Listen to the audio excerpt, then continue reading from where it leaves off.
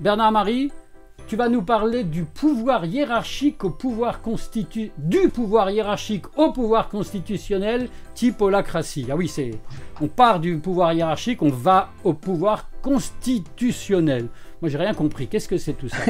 Vas-y. Merci Loïc. Du coup, je suis ravi d'être avec vous. Ce qui m'a toujours fasciné, c'est le fait que lorsque je trouvais dans des entreprises, je me trouvais moins bien que moi. Et je sais pas, il y a un truc qui est lié à la membrane juridique. Le fait de traverser une membrane juridique à l'extérieur de l'entreprise, je suis dans la ville, je suis dans ma campagne, etc. Je peux faire tout ce que je veux, je suis juste contraint par des lois, mais à partir du moment où je respecte ces lois, eh bien, tout est autorisé. Et je rentre dans l'entreprise et là, il faut que je comprenne comment ça marche. Et ça peut être difficile, selon une époque de ma vie, je jouais à ça, de savoir combien de temps il fallait pour comprendre comment ça marche dans une entreprise. Parce que les choses ne sont pas aussi simples que ça, elles ne sont pas explicites surtout. Et puis, je me rappelle d'une entreprise, il m'a fallu 3 ans pour comprendre. Et pourtant, je suis pas mauvais dans la compréhension des organisations. Et ce truc-là m'a toujours fasciné. Je me suis dit, mais pourquoi est-ce que je devrais être moins bien que moi au sein de l'entreprise? Et il n'y a pas que moi qui était concerné. Je me rappelle lorsque je présidais une filiale du groupe Volkswagen, qui était un de mes derniers jobs dans le monde que moi j'appelle conventionnel. Ce que j'avais remarqué pour moi était vrai aussi pour mes collaborateurs, pour mon COMEX. J'étais président de société, j'avais un comité exécutif. Et ça m'a tellement fasciné que ça a structuré le reste de ma vie, en tout cas jusqu'à aujourd'hui. On va voir ce qui se passe plus tard. Et donc, moi, mon propos aujourd'hui, c'est de vous parler effectivement d'une perspective. Je ne prétends pas avoir la vérité. Prenez surtout rien pour argent comptant. Et je ne pense pas non plus embrasser tout ce qu'il faudra embrasser pour pouvoir aller vers ces transformations dont on parle beaucoup aujourd'hui dans les entreprises, pour que la raison d'être devienne une réalité, pour que les gens puissent vraiment s'épanouir et être aussi bien, se sentir utiles et bien utilisés. Mais non, je voulais juste vous parler d'une perspective qui est juste la mienne et et pour être très concret, parce que j'aime bien le concret, je vais m'appuyer sur une histoire que j'ai vécue d'accompagnement d'un CEO d'une grosse entreprise. On parle de plus de 100 000 personnes. Et ce CEO qui est fraîchement arrivé, enfin ça maintenant quelques années, mais fraîchement arrivé, qui me demande de l'accompagner, veut transformer la culture de son entreprise. Il veut aller vers ce qu'il appelle l'empowerment. C'est un mot très connu, très utilisé, l'empowerment et l'accountability. Pour chacun, évidemment, pour chacun des plus de 100 000 collaborateurs. Et puis, on travaille là-dessus. Et puis, je lui fais remarquer assez rapidement que le mot empowerment, il est embêtant parce qu'il va à contre-courant. À partir du moment où on utilise le mot empowerment, ce qui est sous-entendu, c'est qu'il y en a qui vont empowerer d'autres. Mais tant qu'il y en a qui vont empowerer d'autres, ça veut dire que les autres vont rester dépendants de celui ou ceux qui les ont empowerés. Et donc, on est arrivé assez rapidement à la question, à la conclusion qu'il valait mieux parler d'empuissancement. C'est un mot que j'ai emprunté aux Québécois, je le trouve très approprié. C'est-à-dire la question de créer un environnement propice à ce que chaque personne puisse s'empuissancer. Ça ne veut pas dire qu'elle ne peut pas demander de l'aide aux autres, bien sûr. Elle peut se faire accompagner, mais c'est elle qui porte elle-même son empuissancement. Dès qu'une personne se fait porter pour être empowerée, on n'ira jamais vers le self-management, ce qui est une évidence parce qu'on va dans le sens inverse du courant et on va renforcer cette dépendance qu'on voudrait bien éradiquer par ailleurs. Donc, on parle ensuite d'accountability et donc on creuse le mot et puis on est tenté de le traduire parce que tout le monde ne parle pas anglais. Et puis là, on est embêté parce que le mot accountability se traduit très difficilement en français. Certains le traduisent par responsabilité, d'autres par redevabilité, mais il n'y a pas vraiment un mot qui va bien. Et le mot responsabilité, il est embêtant parce qu'on l'a trop utilisé, il est tellement faible de sens. Exemple, dans des entreprises qu'on a accompagnées, je prends cet exemple parce que je pense qu'il est très illustrant sur ce que je veux dire en matière de responsabilité. Sarah s'occupe de la newsletter et donc elle est brillante, ça fait partie de ses domaines d'expertise, donc elle fait de très très belles newsletters. Et puis, elle a un rédacteur en chef, ce qui est assez fréquent. Et donc, quand elle a terminé sa newsletter, elle envoie, elle transfère son texte au rédacteur en chef, qui se trouve être le chef. C'est une PME, là, cette fois, on a changé de contexte. Le chef, le rédacteur en chef est chef aussi. Évidemment, puisqu'il la reçoit, il va la regarder, il va la lire, et puis il va avoir des idées, donc il va la modifier. Et puis parfois, il y a beaucoup de modifications. Et du coup, Sarah, de newsletter en newsletter, eh bien, elle se sent de plus en plus dégoûtée parce que le travail, tout le cœur qu'elle a pu mettre dans son travail, en fait, est modifié, et même sensiblement modifié. Et pourtant, on disait d'elle qu'elle était responsable de la newsletter, mais ce n'est pas du tout l'expérience qu'elle en a. Et petit à petit, sans le vouloir, sans s'en rendre compte, elle se déresponsabilise. elles se sentent plus utilisées à sa valeur. Elles se sentent moins bien qu'elles. Et donc là, et pourtant, on disait qu'elle était responsable, mais en fait, elle n'était pas responsable, puisqu'en fait, celui qui est responsable au sens où moi je l'utilise avec un R majuscule, dans accountable, la personne qui est accountable, c'est la personne qui est responsable, et il n'y en a pas d'autre qui soit responsable d'eux. Et là, on voit bien que le responsable, ce n'est pas Sarah, pas du tout, c'est son rédacteur en chef, puisque c'est lui qui a le dernier mot.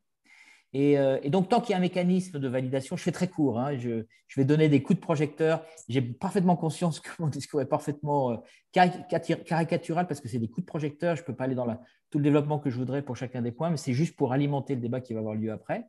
Eh bien, en fait, on ne peut pas dire qu'elle est vraiment responsable avec un R majuscule, et c'est pour ça que je n'utilise plus le mot responsable. On va parler de accountable. Elle n'est pas accountable. Ce n'est pas elle qui rend compte devant l'ensemble de l'entreprise de sa newsletter. Je reviens à notre CEO. Et donc, lui, il est parti pour faire un projet de transformation, comme c'est assez fréquent dans ces grands groupes. Le nouveau CEO qui arrive, il prend la température, ça dure quelques semaines, puis après, il lance son programme de transformation. Et puis, quand il lance son programme de transformation, et c'est à ce moment-là qu'on parle ensemble, lui, il voulait changer la culture. Et donc, pour provoquer une conversation enrichissante avec lui, je lui raconte une histoire qui est arrivée dans son entreprise, dans ce programme de transformation, dans le momentum positif forcément de son arrivée. Il fait un appel à tout le monde et puis il invite tout le monde, à ceux qui ont envie de lui écrire s'ils avaient des idées sur les idées qu'il embrassait et qu'il répandait un peu partout où il passait. Et puis, il y en a une personne que je connais en plus par hasard, enfin, pas tout à fait par hasard, parce que je travaillais pour cette entreprise, mais que j'ai rencontré et qui s'est pris au jeu, donc il lui a écrit directement. Et il lui a écrit directement avec des idées certainement pertinentes, enfin, peu importe, et il s'est fait remonter les bretelles par son N+1 et son N+2. Grave. Et c'est tellement fait remonter les bretelles, hein, je vous parle de ça à cette époque, hein, je ne vous parle pas d'il y a 10 ans, hein, je vous parle de ça a moins d'un an en l'occurrence. Et il s'est fait remonter les bretelles de sorte que ces N+1 et N+2 lui ont clairement fait comprendre qu'il avait intérêt à arrêter, sinon il s'exposait vous pouvez imaginer à quoi. Et du coup, ce qui est intéressant de voir, c'est que non seulement il n'écrirait plus directement au patron, puisque ça le filtrait par le corps managérial de premier niveau. Moi, j'appelle souvent les barons, parce que là, on peut parler de baron, de baronnie. Ce n'est pas un jugement, c'est juste un mode de fonctionnement. Et en plus, ce qui est fou, c'est que cette baronnie, ce corps managérial, il n'y a pas de critique. En tout cas, je ne voudrais pas qu'il y ait de critique dans ce que je dis, je comprends bien le système. Eh bien, ils se sont arrangés pour que de tels messages, s'il y en avait encore qui arrivaient, n'arrivent pas sur la table du bureau du patron. Et du coup, j'ai dit fort de cette histoire, j'ai raconté au CEO, j'ai dit, si tu veux changer la culture, ce n'est pas en lançant un programme de transformation. Si tu veux changer la culture, tu as intérêt à changer la structure. Et quand je parle de structure, je parle de structure de pouvoir. Voilà, j'alimente, pour ça fera peut-être des conversations derrière. Et se peut-il que la structure crée la culture, ou à minima, se peut-il que la structure renforce ou influence fortement la culture, comme je pense. Et donc, du coup, on continue sur le thème de la piste de « et si on transformait la structure ?» Et on parle de structure, donc évidemment, on arrive sur la pyramide et puis on se rend compte que la pyramide, finalement, elle renferme deux choses. La pyramide que personne ne veut décider parce que dans toutes les entreprises, il n'y a jamais de pyramide, soi-disant, parce que c'est matricé, mais enfin, matricé ou pas, il y a toujours une pyramide. Et c'est vraiment, on est dans l'illusion, on aime bien se raconter plein d'histoires. Là, c'est mon côté un peu provoque. Et donc, dans la pyramide, si on simplifie, il y a deux choses. Il y a d'une part, une pyramide est censée représenter la manifestation d'un truc affreux qui s'appelle, ou pas, qui s'appelle le lien de subordination qui est inhérent au contrat de travail. À partir du moment où vous avez des salariés dans vos entreprises, vous le savez, dans le contrat de travail, il y a trois éléments. Il y a une rémunération, un job à faire. On ne peut pas faire ça, il y a quelque chose à faire. Et il y a un lien de subordination qui dit de façon explicite dans le droit du travail, hein, de nos jours, que tu as un responsable hiérarchique et que donc tu dois suivre ses directives, tu dois exécuter ses directives. Voilà, ça c'est le lien de subordination. Et effectivement, ce lien de subordination, on en rend bien compte dans une pyramide. Vous vous rappelez, quand il y a des râteaux, celui qui est au-dessus, c'est celui qui est ton responsable hiérarchique. Donc ça, c'est la manifestation d'une architecture explicite qui existe et ça ne sert à rien de la cacher. Elle existe, elle est réelle. Donc si on veut vraiment faire avancer les choses, il faut partir de la réalité, sinon on va se fourvoyer. Et puis la deuxième chose que représente une pyramide, très souvent, c'est une représentation plus ou moins claire de l'organisation du travail. Donc, par exemple, s'il y a le patron de l'atelier de production, de transformation, eh bien, voilà, on voit toute son équipe en dessous. Il a à la fois le responsable hiérarchique, et puis manager, et puis chef, machin, et puis en même temps, on a une idée du service qui s'occupe de la production. Donc, l'idée, c'était de se dire comment est-ce qu'on peut faire évoluer cette pyramide? Parce qu'on ne peut pas la nier, on ne peut pas l'éradiquer, c'est un fantasme. Tant qu'il y a lien de subordination, et donc tant qu'il y a contrat de travail, il y a forcément lien de subordination et donc lien hiérarchique. Et souvent, les gens, dans leur tête, ils pensent que la hiérarchie, c'est un truc assez large, etc. Pas du tout. Le mot hiérarchie vient uniquement au départ du lien de subordination qui a été créé par le contrat de travail, qui a été créé pour des bonnes raisons par Fayol Taylor, propulsé par Ford à l'époque en 1911. Je n'y étais pas, mais on m'a raconté. Ce qui fait qu'on avait besoin effectivement de cet instrument pour qu'il y en ait qui gouvernent et d'autres qui soient gouvernés. C'est vraiment important de comprendre d'où vient le mot hiérarchie. Et puis, du coup, on se dit, comment est-ce qu'on peut faire? Parce qu'on voit bien que je ne suis pas en train de critiquer le contrat de travail. On en a parlé 2 minutes. Moi, qui suis un peu un grand rêveur et je ne vais pas changer, je me dis, il est peut-être temps un jour de changer et d'aller vers autre chose que le contrat de travail. Hein. Ce n'est pas une hérésie. Je veux dire, il y a plein d'entreprises qui fonctionnent sans contrat de travail, dont celle dans laquelle je travaille, évidemment. Donc, c'est possible. Mais là, à cette échelle, ce n'était pas envisageable, évidemment, mais on en a parlé quand même, c'est plutôt bien. Et du coup, la question, c'était comment est-ce qu'on peut, tout en conservant ce contrat de travail et ce lien de subordination, circonscrire les effets pervers inhérents au lien de subordination? Parce que c'est sûr que quand tu veux responsabiliser des gens et qu'en même temps, tu leur expliques, ou de façon explicite dans le droit du travail, c'est écrit qu'il y en a un qui est responsable hiérarchique de toi, c'est difficile pour la personne de comprendre qu'elle est pleinement responsable d'elle, ce qui est juste du bon sens. Et du coup, l'idée, c'était de circonscrire le lien de subordination en identifiant 2 natures de travail au sein de l'entreprise. Tout le travail qui est le business, si vous voulez, puis de l'autre côté, tout le travail qui consiste autour du contrat de travail, parce qu'effectivement, pour faire fonctionner une entreprise, on a besoin d'employés, on a besoin de collaborateurs. Ces collaborateurs, on les recrute, on signe un contrat de travail.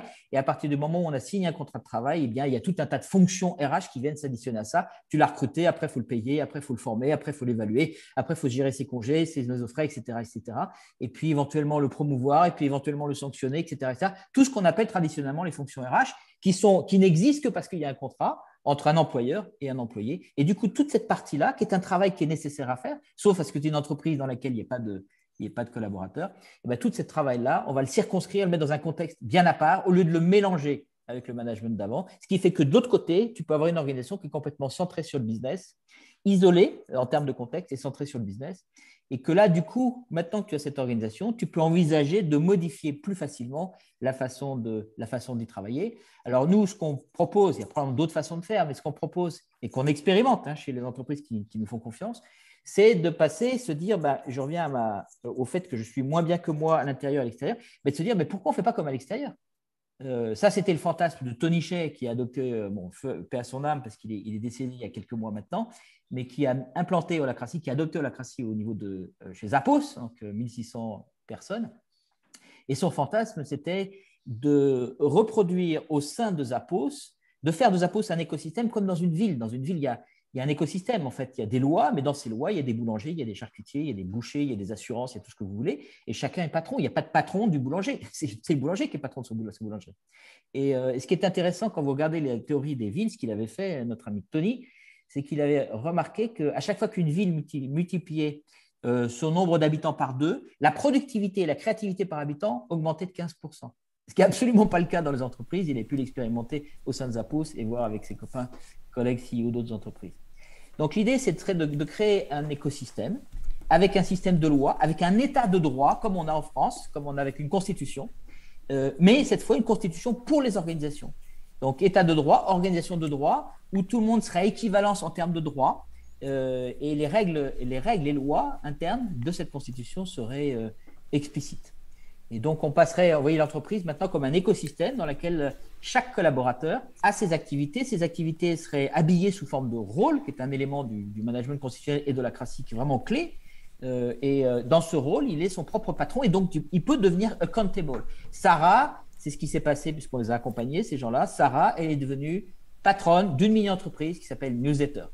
Et le rédacteur en chef que je suis allé voir, je lui dis, mais tu reçois la newsletter, mais si tu ne la recevais pas, c'est vraiment important. Mais nous, pas du tout, elle a toutes les compétences. Angle mort du management conventionnel, il faut dire que la matière managériale conventionnelle est assez pauvre en termes d'outils. Et donc, il y a plein d'angles morts. Et donc, évidemment, quand il a pris conscience de ça, il a dit, banco, moi, je me retire du processus. Et donc, Sarah est devenue vraiment accountable, patronne de cette mini-entreprise. Et Voilà donc je suis à peu près dans les temps. Qu'est-ce que je pourrais dire de plus? Peut-être revenir sur le sens pour faire le lien avec le thème qui est sur la mission. Souvent, alors c'est notre perspective, c'est la mienne en tout cas, et partagée avec d'autres, mais on n'est évidemment pas obligé d'être d'accord avec ça. Souvent, je trouve qu'il y a de la confusion, et une grosse confusion qui est centrée. Puis là, je fais le lien avec l'atelier où j'ai pas pu m'exprimer la dernière fois, donc c'est super. Souvent, les gens raisonnent, et puis ça fait bien de dire que tout doit être tourné et centré sur l'humain. Et non, à mon avis, c'est une grosse erreur. Et à force de tout centrer sur l'humain, on voit bien où on en est arrivé, nous, à l'échelle planétaire. Non, en fait, nous, le mouvement qu'on propose, c'est plutôt de centrer sur la vie. Et quand on regarde une entreprise, il n'y a pas que des humains dans une entreprise. Loin de là. Bien sûr, il y a les individus, chaque individu qui contribue par son travail à l'entreprise. Il y a aussi la communauté des individus, c'est-à-dire l'ensemble des personnes qui font partie de cette entreprise, qui créent des communautés. Il y a même des croyances collectives, il y a un certain nombre de choses qu'on appelle assez souvent la culture. Et puis, il y en a un troisième, il n'y en a pas que deux, il y en a trois. Il y a l'organisation elle-même. Et nous, on pense que l'organisation, c'est un être vivant. On le pense, on peut redévelopper, hein, on verra ça dans le débat s'il y a des questions là-dessus ou si le sujet arrive. On pense que l'entreprise est un être vivant, mais quand je dis un être vivant, ce n'est pas parce qu'elle est composée de personnes vivantes, pas du tout. Elle est un être vivant doté de sa propre identité, c'est-à-dire qu'elle n'a rien à voir avec l'espèce humaine. On est tous au courant qu'il n'y a pas que l'espèce humaine sur Terre, il y a des chats, il y a des chiens, il y a des arbres. Et bien, il y a aussi dans le monde non visible, qui est bien plus important que le monde visible, et ça aussi on peut le dire de façon assez facile parce que c'est scientifiquement montré, l'invisible qui est d'ailleurs le non visible qui est bien plus important que le visible, et bien il y a des espèces non visibles, et dans ces espèces, il y a l'espèce des organisations. Et donc là où on croit qu'il y en a deux, en fait il y en a trois. Il y a beaucoup de gens qui pensent qu'il y en a deux, individu et puis communauté et collectif. Non, il y en a trois. Il y a individu, c'est sûr, il y a le collectif et il y a aussi l'entreprise. Et l'entreprise, elle a une raison d'être. Et d'ailleurs, j'utilise plus le mot parce qu'il est pas mal galvaudé, il a un champ sémantique tellement trop large pour moi. Je parle de potentiel créateur de valeur de cette entreprise en tant qu'espèce non humaine. Et puis, il y a une relation de symbiose à créer le mieux possible entre l'entreprise et puis les collaborateurs. Et ce qui est intéressant, c'est qu'en fait, cette raison d'être, pour l'utiliser encore une dernière fois, ce mot, ou ce potentiel créateur de valeur pluriel, hein, je ne parle pas que d'argent, hein, ce potentiel de création de valeur pluriel, mais en fait, c'est fractal. Souvent, on pense mentalement, pyramidal, il faut que tout le monde soit aligné sur la raison d'être de l'entreprise et les parties prenantes. Notre modèle de pensée est différent. Notre modèle de pensée, c'est de dire tous les entrepreneurs qui constituent l'écosystème qu'est l'entreprise, par exemple Sarah dans son rôle, elle a une petite entreprise qui est la newsletter, donc comme c'est une entreprise, elle a aussi sa raison d'être, son potentiel créateur de valeur. Et chaque petite entreprise a son potentiel créateur de valeur. Et que tout ça est fractal, de la même manière que dans mon corps, mon cœur et ma rate ont leur raison d'être, elles ont une fonctionnalité, elles ont un sens, elles ont une raison d'être, qui ne pourrait pas comprendre d'ailleurs la raison d'être et le potentiel créateur de tout Bernard-Marie, parce que c'est sur des plans différents. Et là, bienvenue dans le monde du vivant, parce que c'est comme ça que ça marche dans le vivant, qui n'a pas forcément beaucoup pénétré dans le champ de l'entreprise. Dans le vivant, on parle de structure holarchique. Donc, il y a effectivement une hiérarchie, mais pas une hiérarchie de personnes sur des personnes, une hiérarchie de sens, une hiérarchie de périmètre. C'est ce qu'on appelle une holarchie. Et dans les holarchies, c'est démontré, à chaque fois que tu changes de niveau de holon, tu accèdes à un niveau de complexité plus grand, ce qui fait que le niveau d'en dessous ne peut pas comprendre le niveau supérieur. Voilà, donc pour synthétiser et tenir dans les temps, ça fera pile poil un peu moins de 20 minutes, et bien le thème, il ne s'agit pas de remplacer le pouvoir hiérarchique par un pouvoir constitutionnel, c'est un mensonge pour vous teaser au départ. Il s'agit de différencier le management et le pouvoir tel qu'il est exercé pour le rendre explicite et le pouvoir le séparer en un pouvoir hiérarchique qui continue d'exister, qu'on le veuille ou non, tant qu'il y a des contrats de travail, la palisse, signer la palisse, et par ailleurs, pour ce qui est l'organisation du travail et pour le travail, un pouvoir constitutionnel, puisque en matière d'épanouissement de l'être humain, l'histoire nous l'a montré dans les pays, même s'il y a encore plein de trucs à dire là-dessus, mais ce n'est pas le sujet, et bien le pouvoir constitutionnel est un petit peu mieux que pas de pouvoir constitutionnel, à condition bien sûr que la Constitution soit bien foutue. Merci.